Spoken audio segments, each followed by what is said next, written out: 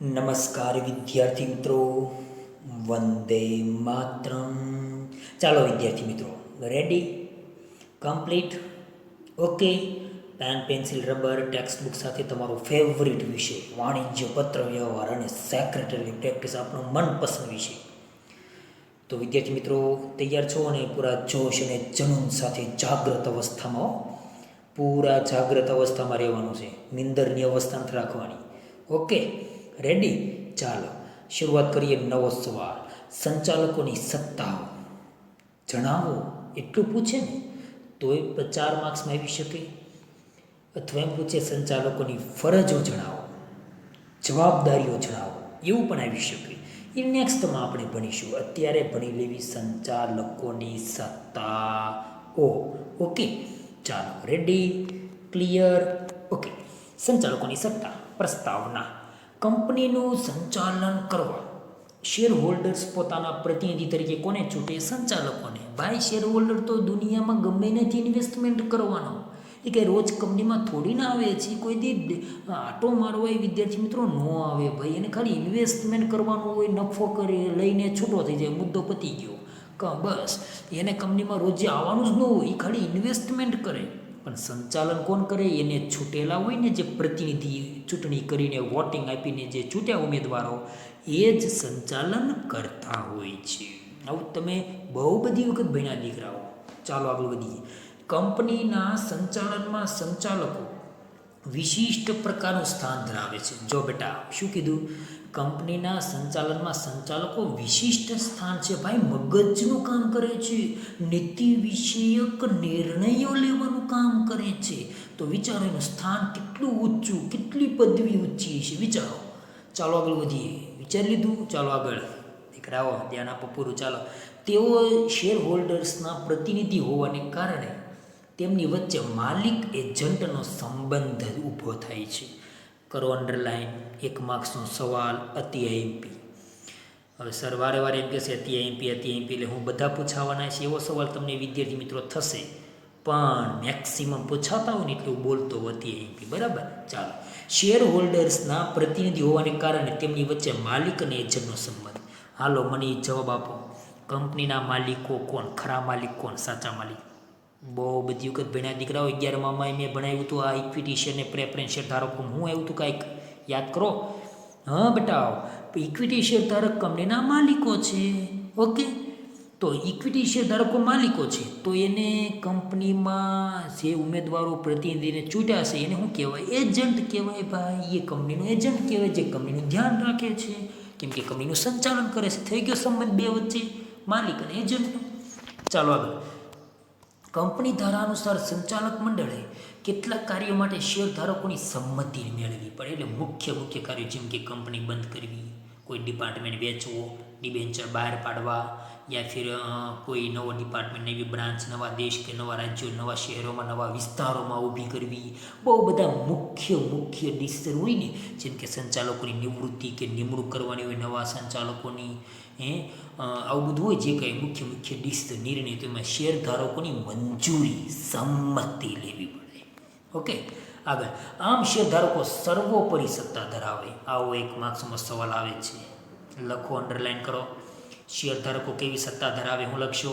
સર્વોપરી, એટલે બધાય કરતાં ઉપરી સત્તા હોય તો શેરધારકો પાસે. એની નીચે હોય એટલે કે સર્વોચ્ચ સત્તા તો સંચાલક મંડળ પાસે. જો બે શબ્દો છે, તફાવત સમજજો. ફરી વખત બોલું છું. શેરધારકો પાસે સર્વોપરી સત્તા છે. પરી શબ્દ લાગે છે, સર્વોપરી. અને સંચાલક મંડળ પાસે કેવી સત્તા? સર્વોચ્ચ, એટલે કે બધા કરતાં ઊંચી સત્તા કંપનીમાં. પણ બધી કંપની કરતાંય સંચાલક મંડળ કરતાંય તે વધારે મોટી સત્તાઓ કોની પાસે? તો કે સર્વોપરી, શેરધારકો પાસે. ઓકે, સમજાઈ ગયું?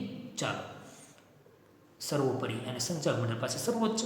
પોતાના નિર્ણયો ઠરાવના સ્વરૂપે બહુમતીથી કરતા હોય છે. સંચાલકો બહુમતી નિર્ણય લેતા હોય, ખબર જ છે આપણને. સંચાલકોની સંખ્યા મર્યાદિત હોવાથી સામાન્ય રીતે તેઓમાં વિવાદ ઊભો થતો નથી. ભાઈ, સંચાલકો ઓછા જ હોય. જાહેર કંપનીમાં મિનિમમ 3, ખાનગી કંપનીમાં મિનિમમ કેટલા હોય? 2. હવે હું ભણ્યા તમે 11માં ભણાવ્યું મેં તમને, યાદ કરો. કે ભાઈ ખાનગીમાં ઓછામાં ઓછા 2 અને સંચાલક અને જાહેર કંપનીમાં બધું ઓછામાં ઓછા 3, વધુ 15 રાખી શકાય, એવું બધું ભણ્યા હતા. એને એનાથી વધારે રાખવું હોય તો કેન્દ્ર સરકાર પાસે ઠરાવ પસાર કરવો પડે. 8 ચેપ્ટરમાં ભણ્યા હતા એ સંચાલકોના ઓળખ ક્રમાંકમાં, સંખ્યામાં યાદ કરો. ચાલો આગળ વધીએ. બહુમતીથી ઠરાવ પસાર કરવા પડે, ઓછી સંખ્યા એટલે વિવાદ ઊભા થાય નહીં. આ મૂળભૂત નિર્ણયો માટે સંચાલકોની સર્વસંમતિ જરૂરી છે. એટલે મુખ્ય નિર્ણય લેવા હોય તો સંમતિ સંચાલકોની પણ લેવી પડતી, કેમ કે મુખ્યમાં જ છે. આગળ, કંપની એક કૃત્રિમ વ્યક્તિ હોવાને કારણે કેવું વ્યક્તિત્વ છે? કૃત્રિમ. યાદ કરો, વારે વારે આ સવાલ ભટકાય છે, સમજાય ને, એટલે એક્ઝામ આવી શકે. 11માં પણ એ જ ભણ્યા હતા ને, કાયદાએ કંપનીને કેવું વ્યક્તિત્વ કીધું? કૃત્રિમ. ઓકે, જીવંત ને એમાં જીવ ન હોય, પણ કંપની સેક્રેટરી એમાં જીવ હોય, એટલે શું કીધું? જીવંત વ્યક્તિ. ઓકે, ચાલો. કંપની ધારા અનુસાર તેની બધી જ સત્તાઓ પ્રાપ્ત થાય છે, એટલે કે બધી સત્તાઓ પ્રાપ્ત થાય છે. કોને? કંપની સંચાલકોને. આમ કંપનીની જે સત્તાઓ ભોગવવાની અને અધિકૃત હોય તે તમામ સત્તાઓને કાર્યો કરવા સંચાલક મંડળ હકદાર છે. એટલે કે સંચાલક મંડળ છેવટે ડિસિઝન તો એને જ લેવાનું છે ને, એટલે એ જ હકદાર બન્યા. આમ સંચાલક મંડળને 3 સત્તા મળે છે. સાંભળીશું કેટલી? 3 સત્તા. કંપની ધારા પ્રમાણે, આવેદનપત્ર પ્રમાણે અને નિયમન પત્ર પ્રમાણે. 3 આપણે ભણવાની છે. ઓકે, ચાલો. કંપની ધારા પ્રમાણે 2013 અને 1956 પ્રમાણે, આવેદનપત્રમાં જે કંઈ લખ્યું છે આપણો મૂળભૂત પાયાનો દસ્તાવેજ એ પ્રમાણે, નિયમન પત્રમાં જે નિયમો લખ્યા છે, જે જોગવાઈ આપેલી છે, એની નિયમમાં રહીને, અંડરમાં રહીને, એટલે કે મર્યાદામાં રહીને કામ કરવાની એવી સત્તાઓ જોઈએ. ચાલો પૂરા વિસ્તારથી હવે સમજવાની કોશિશ કરીએ. ચાલો લઈ લો પેન, પેન્સિલ, રબર હાથમાં. ઓકે, ચાલો. સંચાલકોને કંપની ધારા અન્વયે મળેલી સત્તાઓ. ભાઈ કંપની ધારા 2013 1956 કઈ કઈ સત્તા આપી એવું પૂછે ને તો આ લખવાનું છે. આમાં કેટલા છે? લગભગ 15થી 16 જેટલા આપ્યા છે. કેટલા? 15થી 16 જેટલા છે. કંપની ધારે જે આપ્યા હોય ને એવી સત્તા. ઓકે, ચાલો. કંપનીના શેર બહાર પાડવાની અને ફાળવણી કરવાની સત્તા કોની પાસે હોય? સંચાલક મંડળ પાસે. જોઈ શું કીધું? 2013 1956 પ્રમાણે કંપનીના સંચાલક મંડળની સભામાં ઠરાવ પસાર કરીને કંપની વતી નીચેની સત્તાઓ ભોગવે છે. સમજાઈ ગયું? જાતે ઠરાવ પસાર કરે અને સંચાલક મંડળમાં જે બહુમતી આવે એ પ્રમાણે નીચેનું કામ કરતા હોય છે. ચાલો, કઈ નીચેનું કાર્ય કરશે? એટલે કે નીચેના સત્તાઓ કઈ? તો કે પહેલું, શેર બહાર પાડવા અને ફાળવણી કરવી. તમને ખબર છે, શેર બહાર પાડવા, કોને શેર આપવા, વહેંચણી કરવી. ઓકે, આગળ, શેર હોલ્ડર્સ પાસે બાકી રહેલ શેરના નાણાંની માંગણી કરવી. હપ્તા બાકી હોય ને ઉઘરાવાના, માંગણી કરવાની સત્તા કોની પાસે? સંચાલક મંડળ પાસે. બહુ ઈજી છે, ખાલી કાયદો ધારાઓ સમજી લો. ઓકે, જામીનગીરીની પુનઃ ખરીદી અધિકૃત કરવી. હવે જામીનગીરી છે, શેર ડિબેન્ચર જામીનગીરી હોય, એની વેચી હોય આપણે, બરાબર. હવે પાછી આપણે રિટર્ન લેવી હોય, પુનઃ ખરીદી કરવી હોય આપણે તો કરી શકીએ, એટલે કે અધિકૃત કરવી હોય તોની વાત છે. ભારત કે ભારત બહાર ડિબેન્ચર્સ સહિત જામીનગીરીઓ બહાર પાડવી હોય. હવે ડિબેન્ચર એટલે કે દેવું દર્શાવતો દસ્તાવેજ. આખું ચેપ્ટર બની ગયા. 3જા નંબર ભણ્યા ને. કેવું હોય? લેણદાર હોય ને ડિબેન્ચર ધારકો. આમ ડિબેન્ચર ધારકોને ઊભા કરો, એટલે કે ડિબેન્ચર બહાર પાડવા, તો એ અંગે સંચાલક મંડળ નિર્ણય લેશે, પાસે સત્તા છે. કંપની વતી નાણાં ઉછીના લેવા. કંપની માટે નહીં, કંપની વતી એટલે કંપનીનું નામ લઈને આપણે નાણાં ઉછીના લેવીને એમાં કદાચ રોકીએ અથવા બીજી કંઈક રોકીએ તો સંચાલક મંડળ પાસે સત્તાઓ છે. પણ બધા સંચાલકો હળી મળીને બહુમતીથી નિર્ણય લેશે. સમજાય છે ને? એમાં કોઈ એકની મનમાની નહીં ચાલે, અને જો એ મનમાની કરે તો કાયદો એને દંડ, સજા અને જેલ પણ ભોગવી, એટલે કે ફોજદારી જવાબદારી લાગુ પડે. યાદ કરો, 11માં ભણ્યા હતા, ફોજદારી જવાબદારી, દીવાની અને ફોજદારી. આગળ વધો. કંપનીના નાણાંનું રોકાણ કરવું. કંપનીના જ નાણાં છે, એનું ક્યાં રોકાણ કરવું? સંચાલક મંડળ ડિસિઝન લેશે. વચગાળા ડિવિડન્ડ જાહેર કરવું. ભાઈ વધારે પડતો નફો આવ્યો છે, લક્ષથી વધારે, 100 કરોડનું લક્ષ્ય હતો આપણો, આવ્યો 150 કરોડ, તો 50 કરોડ વધારે છે, તો એમાંથી 20 કરોડ 25 કરોડ આપણે શેરધારકને ફાળવવા છે, એટલે કે ડિવિડન્ડ આપવું છે, તો ડિવિડન્ડ જાહેર કરી શકાય. આ કોની પાસે સત્તા છે? સંચાલક મંડળ પાસે. ચાલો આગળ. કંપનીએ કમાયેલ નફા પર ડિવિડન્ડની ગણતરી કરવી. જોયું? કંપનીએ જે નફો કમાણા છે એની પર ડિવિડન્ડ કેટલું આપવું કેટલું ના આપવું એ કોની પાસે સત્તા છે? સંચાલક મંડળ પાસે. વૈકલ્પિક ડિરેક્ટર બની ગયા, હા યાદ તો છે તમને, વધારાના ડિરેક્ટર, હંગામી ધોરણે નિમણૂક કરવાની સત્તા. હવે સંચાલકમાં હંગામી એટલે ગમે ત્યારે જરૂર પડે ત્યારે તાત્કાલિક ઇમરજન્સી ધોરણે લઈ શકાય. હવે સંચાલક મંડળ આપણી કંપનીમાં માની લો XYZ નામની આપણી કંપની છે, ઉદાહરણ XYZ નામની કંપની છે, એમાં તાત્કાલિક ધોરણે અધવચ્ચેથી આપણે અર્ધવાર્ષિકથી એટલે કે અધવચ્ચેથી 6 માસ પછી વૈકલ્પિક ડિરેક્ટરની જરૂર છે નિષ્ણાંત તરીકે, તો રાખી શકાય. વધારાના ડિરેક્ટરની જરૂર છે નિષ્ણાંત તરીકે, કે એ કોઈ ડિરેક્ટર હાજર નથી વૈકલ્પિક તરીકે, તો એની જગ્યાએ નવા લઈ શકાય. એટલે ટૂંકમાં ટેમ્પરરી કામ ચલાવી શકાય એ માટે સંચાલક મંડળ પાસે સત્તા છે. આગળ વધીએ. લોન મંજૂરી. શું કીધું? લોન મંજૂર કરવી અથવા પ્રત્યાભૂતિ યાની કે ગેરંટી કોઈ જામીનગીરીમાં આપવું અથવા લોન સંબંધમાં કોઈ જામીનગીરી પૂરી પાડવી, તો એ માટે સંચાલક મંડળ પાસે સત્તા છે. ભાઈ લોન લેવી ન લેવી, કઈ રીતે શું આપવું જામીનગીરીમાં. આગળ વધીએ. નાણાકીય નિવેદન આપવું અને બોર્ડના અહેવાલને મંજૂરી આપવી. નાણાકીય નિવેદન, ભાઈ નાણાકીય વાર્ષિક હિસાબો રજૂ કરવાના હોય, શેર હોલ્ડરને બતાવવાના હોય, નાણાં બાબતે છે કે વાતચીત કરવાની હોય, બોર્ડના અહેવાલ હોય, બોર્ડ ઓફ ડિરેક્ટરે હું કામ કર્યું છે બધા એના અહેવાલ રિપોર્ટિંગ સામાન્ય સભામાં બતાવવી પડે, જેના કારણે જે કે હકીકત વાસ્તવિકતાનો ખબર પડે. આગળ તો બેટા કંપનીનો ધંધો વિસ્તારવો. તમારે વિસ્તારવાનો, ધ્યાન આપો અહીંયા. ચાલો, કંપનીનો ધંધો વિસ્તારવો યાની કે કંપની ધંધો વિસ્તારવો હોય, પ્રગતિ વિકાસ કરવો, નવી નવી બ્રાન્ચો ઊભી કરવી હોય, કે કોઈ નવો ધંધો મેળવવો હોય, તો એની સાથે એ સત્તા કોની પાસે છે? સંચાલક મંડળ BOD પાસે, બોર્ડ ઓફ ડિરેક્ટર. એકત્રીકરણ, જોડાણ, પુનઃરચના મંજૂરી આપવી. માની લો એકત્રીકરણ યાની કે શેરનું એકત્રીકરણ હોય, કોઈ કંપની વિભાગોનું એકત્રીકરણ હોય, કોઈ જોડાણ હોય કે પુનઃરચના ફરી વખત એની રચના કરવાની હોય, તો એની મંજૂરી છેવટે આપવાની સત્તા કોની પાસે છે? સંચાલક મંડળ પાસે. Very good. ચાલો, કોઈ કંપની લેવી અથવા બીજી કોઈ કંપની પર અંકુશ સ્થાપિત કરવો. સમજાય છે?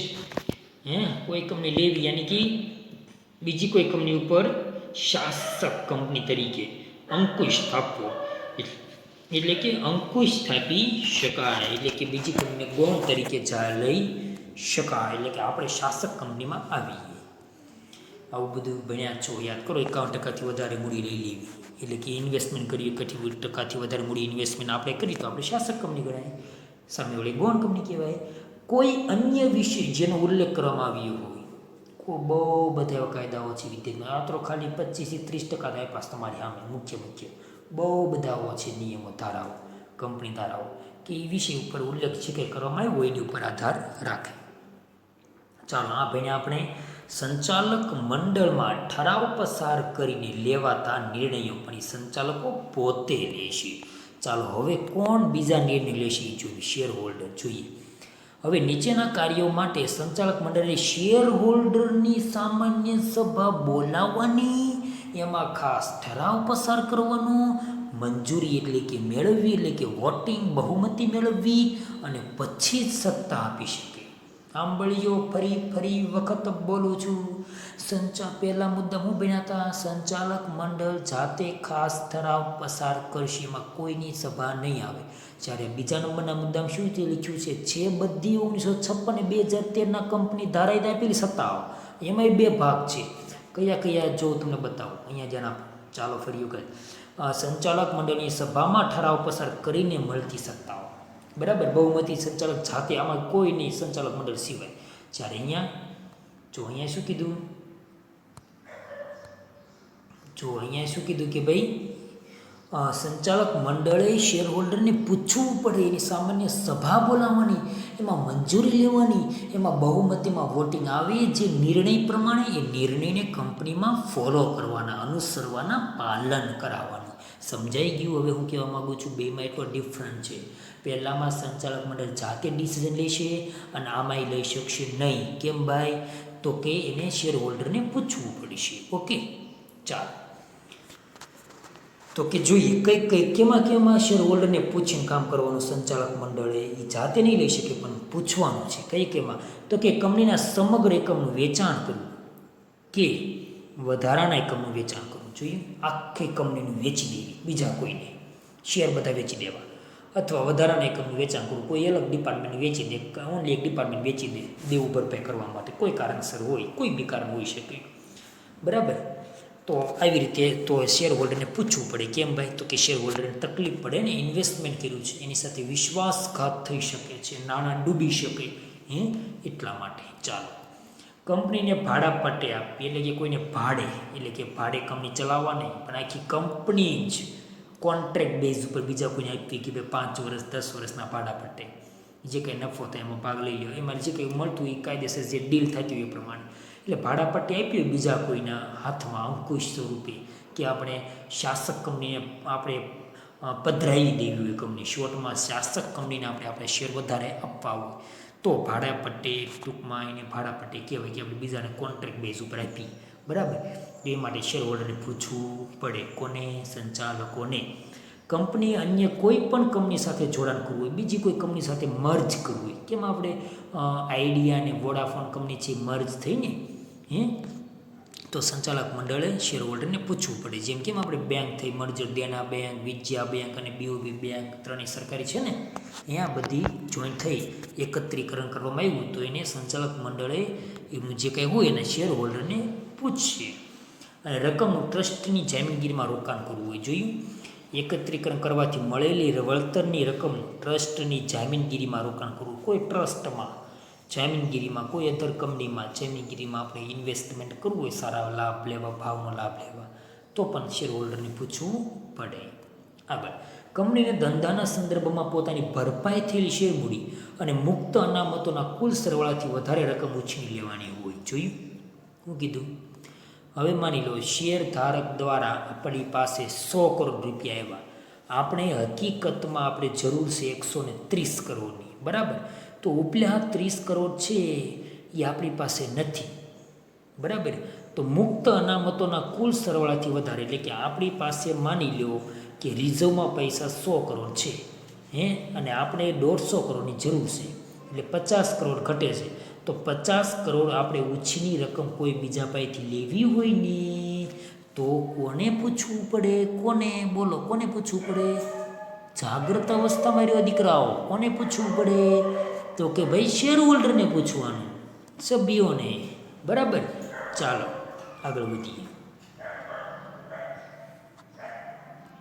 કે ભાઈ કોઈ સંચાલક પાસેથી બાકી લેણી રકમની વસૂલાત માફ કરવાની હોય કે તેની ચૂકવણી માટે વધુ સમય આપવાનો હોય જોયું કોઈ સંચાલક છે માની લો કોઈ સંચાલક છે એની પાસેથી આપણે 5 લાખ રૂપિયા લેવાના છે જે ભાઈ હપ્તા ભરવામાં થોડોક લેટ થયા છે તો લેણી નહીં નીકળતી રકમમાંથી અમુક રકમ માફ કરવી છે ભાઈ પ્રામાણિક વફાદારની નિષ્ઠાવાન છે તો કદાચ માફ કરી પણ શકે કંઈક નિયમો લાગુ પડતા હોય તો અને ચૂકવણી માટે ભાઈ સમય આપવો હોય તો આપી શકાય ભાઈ તમે આવનારા 2 માસમાં 3 માસ કે 6 માસમાં રકમ ભરી દેજો સ્વેચ્છાએ નહીંતર પછી તકલીફ પડશે એવી નાની એવી ટકોર પણ મારી દેવાની સમજાય એટલે કે ધમકી નહીં પણ નાની વાત કરી શકાય સમજાઈ ગયું દીકરાઓ ચાલો દીકરાઓ મેં તમને આજે ભણાવ્યા 2 મુદ્દા એક તો સંચાલક મંડળ જાતે એની મિટિંગમાં પોતે જ ડિસિઝન લઈ શકે એવા સત્તા આપી છે તેવા અને બીજું એ કે શેર હોલ્ડરની સામાન્ય સભામાં શેર હોલ્ડરને પૂછીને એની મંજૂરી લઈને પછી જ ડિસિઝન લઈ શકે એમાંય જાતે તો નહીં લઈ શકે સમજાઈ ગયું તો આવા 2 ડિપાર્ટમેન્ટ 2 ભાગ આપણે ભણ્યા ઓકે કોન્સેપ્ટ ક્લિયર થઈ ગયો ઓકે ચાલો આગળ નેક્સ્ટ મુદ્દો ભણીએ ભાઈ આવેદનપત્ર પ્રમાણે કઈ સત્તા મળે યાદ કરો 11માં વારે ભણતા સંચાલક મંડળે આવેદનપત્રને ધ્યાનમાં રાખીને મર્યાદામાં રહીને કામ કરવાનું સમજાઈ ગયું કે ભાઈ ઉદ્દેશને લક્ષ્યને ધ્યાનમાં રાખીને કામ કરવાનું દોઢા ઢીડાયા થયા એટલે યાદ રાખજો જેલના સળિયા ખાવા પડશે ચોખ્ખી ધમકી મારી દેવાની હોય સમજાઈ ગયું કે ભાઈ સંચાલક મંડળને આપણે નિમણૂક કર્યા છે તો કહી દેવાનું ભાઈ જો ભાઈ સાંભળીએ આવેદનપત્ર નિયમન પત્રને આધીન રહીને કંટ્રોલમાં રહીને કામ કરશે જો એની બહાર ગયું એટલે દંડ સજા અને જેલ એ પડે નક્કીને એવું થાય સમજાઈ ગયું એ ચોખ્ખી વાત કરી જ દેવાની ચોખવાટ સમજાઈ ગયું અત્યારે તમારે નથી કરવાની કંપની શરૂ કરશું ત્યારે વાત કરજો ને દીકરાઓ ચાલો અત્યારે ધ્યાન આપો તો બેટા સંચાલકોને આવેદનપત્ર દ્વારા મળતી સત્તા કઈ કઈ? ચાલો જોઈએ. મેમોરેન્ડમ ઓફ એસોસિએશન વતી સંચાલકોને કેટલીક સત્તાઓ માર્ગદર્શન આવેદનપત્ર દ્વારા પ્રાપ્ત થાય. બરાબર. આ સત્તાઓની ઉપરવટ જઈને કોઈ કાર્ય કરી શકે નહીં. વારે વારે ભણો છો, ખબર ને? કોઈ કાર્ય કરી શકે નહીં તો અલ્ટ્રા વાયર્સ કહેવાય. ખબર છે ને? 11માં ભણ્યા હતા. ધ્યેયની કલમમાં યાદ કરો. સત્તા બહારના કામ કરે તો પોતે જ જવાબદાર ગણાશે. આવું ભણ્યા હતા, યાદ કરો. હા, ઉપરવટ જઈને કોઈ કામ કરી શકશે નહીં, એટલે કે એની મનમાની નહીં કરે. કોઈ કૌભાંડ, દગો, ગેરરીતિ કોઈને પણ મંજૂરી વગર કોઈ નિર્ણય બહાર નહીં પાડી શકે, કોઈ કામ કરી શકશે નહીં. આવેદનપત્રમાં જણાવેલ કાર્યોની ઉપરવટ જઈને જો સંચાલક કામ કરે તો તેવા કાર્યને સત્તા બહાર એટલે કે અલ્ટ્રા વાયર્સ કહેવાય. અથવા કાર્યોને કોઈ પણ રીતે સ્વીકાર્ય ગણાશે નહીં, એટલે કે સ્વીકાર્ય ગણવામાં આવે નહીં, એમાં માફી મળે નહીં. આવા કાર્યો માટે શેરધારકોની સભામાં પણ સર્વાનુમતે ઠરાવ પસાર કરીને બહાલી આપી શકાતી નથી. યાની કે શેર હોલ્ડરની સભામાં, સામાન્ય સભામાં ઠરાવ પસાર કરીને એમાં મંજૂરી ન મેળવી શકે કે ભાઈ તમે મને માફ કરશો, માફ કરશો, માફ કરી દો ને મને. આવી વાતો શેર હોલ્ડરની સામાન્ય સભામાં ન થાય. શું કામ? મુખ્ય આપણું આવેદનપત્ર મૂળભૂત દસ્તાવેજ, મુખ્ય પાયાનો ઉદ્દેશ દર્શાવતો, કંપનીનું કાર્યક્ષેત્ર અને બંધારણ અને નકશો દર્શાવતો જે દસ્તાવેજ છે ને ભાઈએ એમાં છેડછાડતી કરી છે, ભાઈએ એમાં દગો કર્યો છે, ભાઈએ એમાં વિશ્વાસઘાત કર્યો છે, ભાઈએ એમાં બેદરકારી કરી છે, ભાઈએ એમાં ગેરરીતિ આચરી છે, ભાઈએ એમાં શું કર્યું છે તો કે ખોટા કામો કર્યા છે. આના કારણે માફી મળશે નહીં. એટલા માટે આવા કાર્યો માટે સંચાલક વ્યક્તિગત જવાબદાર ગણાય. એટલે કે સંચાલકને દીવાની કે ફોજદારી જવાબદારી લાગુ પડે. એટલે કે જેલ અથવા દંડ અથવા મોટો ગુનો હોય તો બંને, યાની કે જેલ અને દંડ પણ થઈ શકે. ઓકે, ચાલો આગળનો મુદ્દો. નિયમનપત્ર દ્વારા કઈ સત્તા મળી? આમાં આવેદનપત્ર નિયમનપત્રમાં થોડુંક ડિફરન્ટ છે. એ ડિફરન્સ સમજી ગયા દીકરાઓ એટલે તમે રાજા, યાની કે તમને જવાબ આવડી ગયો. એક્ઝામમાં તમે કમ્પ્લીટ લીખી આપશો. 4 માર્ક્સનો સવાલ. ઓકે, ચાલો ધ્યાન આપો. કંપનીનું સંચાલન કરવા કંપની ધારામાં નિયમનપત્રમાં જોગવાઈ હોય, એટલે કે નિયમો નાખેલા હોય. નિયમ પ્રમાણે કંપની કામ કરતી હોય. આર્ટિકલ્સ ઓફ એસોસિએશન કહેવાય. જેના કારણે સંચાલકોને મોટાભાગની વહીવટી સત્તાઓ નિયમનપત્ર દ્વારા પ્રાપ્ત થતી હોય. એટલે કે નિયમપત્ર લખ્યું હોય, ભાઈ તમે આવા કામ કરી શકશો અને આવા કામ અમને પૂછ્યા વગર નહીં કરી શકો, આવું બધું લખેલું હોય. ટૂંકમાં શેર હોલ્ડરે સંચાલકો ભેગા થઈને જે નિયમપત્ર બનાવ્યું એમાં લખ્યું હોય સામાન્ય સભામાં કે ભાઈ આવા નિયમો છે. આ નિયમોનું પૂર્ણ રીતે સંપૂર્ણ વફાદારી, નિષ્ઠાપૂર્વક, પ્રામાણિકતાથી પાલન કરવાનું રહેશે. આપેલ સત્તા પ્રમાણે કાર્ય કરવાની જવાબદારી કોની હોય? સંચાલકની હોય. જે કંઈ સત્તા આપી એ પ્રમાણે ભાઈઓએ કામ કરવાનું રહેશે. ઓકે, આગળ. નિયમનપત્રની ઉપરવટ જે કાર્યો કરે તો તેવા કાર્યો સત્તા બહારના કાર્યો કે ભાઈ અમને ખબર જ છે સત્તા બહારના જેને કામ કરે સત્તા બહારના કામ કહેવાય. એટલે કે નિયમ પત્રની ઉપરવટ જઈને કામ કરે કેવા કામ કહેવાય? સત્તા બહારના કામ ગણી શકાય. આગળ. સત્તા બહારના કાર્યો માટે સંચાલક વ્યક્તિગત રીતે જવાબદાર ઠરે. એટલે કે વ્યક્તિગત રીતે જવાબદાર ઠરે છે, પોતે દંડને સજા ભોગવશે. પણ હવે જોવાનું છે, હવે જોજે એમાં માફી મળે છે કે નહીં. જોકે સંચાલકોએ કરેલા ઉપરવટ કાર્યોને પાછળથી ઠરાવ દ્વારા બહાલી આપીને, સમજાઈ ગયું, ઠરાવ પસાર કરીને માફીપત્ર માગીને મંજૂરી મળી શકે, એટલે કે જવાબદારીમાંથી મુક્ત કરી શકાય. જોઈ વિદ્યાર્થી મિત્રો શું કીધું? હવે મને સમજાવો, આવેદનપત્ર નિયમનપત્ર શું ફરક લાગ્યો તમને? આવેદનપત્રમાં સત્તા બહાર જઈને કામ કરે તો ક્યારેય માફી મળતી નથી, ઠરાવ પસાર થતો નથી, સામાન્ય સભામાં બહાલી મળતી નથી, એને દંડ, સજા, જેલ પડે ને પડે જ. ઓકે, જ્યારે નિયમનપત્રમાં ભાઈ ભૂલ કરી છે નાની મોટી નાની એવી, તો પેલી બીજી ભૂલ કદાચ માફ કરી શકાય, સામાન્ય સભામાં ઠરાવ પસાર કરી શકાય, બહાલી આપી શકાય, મંજૂરી આપીને જવાબદારીમાંથી ભાઈને મુક્ત કરી શકે, કદાચ અંજાણથી ભૂલ થઈ ગઈ હોય ને તોની વાત છે. ઓકે, એટલે નિયમનપત્રમાં માફી મળી શકે, આવેદનપત્રમાં ભૂલ કરી હોય તો માફી મળી શકે નહીં. આવે સંચાલકોની વાત છે વિદ્યાર્થી મિત્રો. ઓકે, તો આપણે આજે શું ભણ્યા? સત્તા અને સત્તા. કોને? સંચાલક મંડળને કઈ કઈ સત્તાઓ મળે છે? 3 રીતે મળે. એક તો કંપની ધારા પ્રમાણે, આવેદનપત્ર પ્રમાણે નિયમનપત્ર. નિયમનમાં માફી મળી શકે, આવેદનમાં માફી ના મળી શકે. અને કંપની ધારામાં 2 પાછી. એક તો સંચાલક મંડળ જાતે નિર્ણય લઈ શકે સભામાં બહુમતીથી, અને એવા અમુક નિર્ણયો જેમાં એની શેર હોલ્ડરની સામાન્ય સભા બોલાવીને એમાં મંજૂરી મેળવીને, બહુમતી મેળવીને પછી જ છેલ્લે સિગ્નેચર કરે, ઠરાવ પસાર કરે અને હા પાડશે, પણ શેર હોલ્ડરને પૂછીને. સમજાય ગયું વિદ્યાર્થી મિત્રો?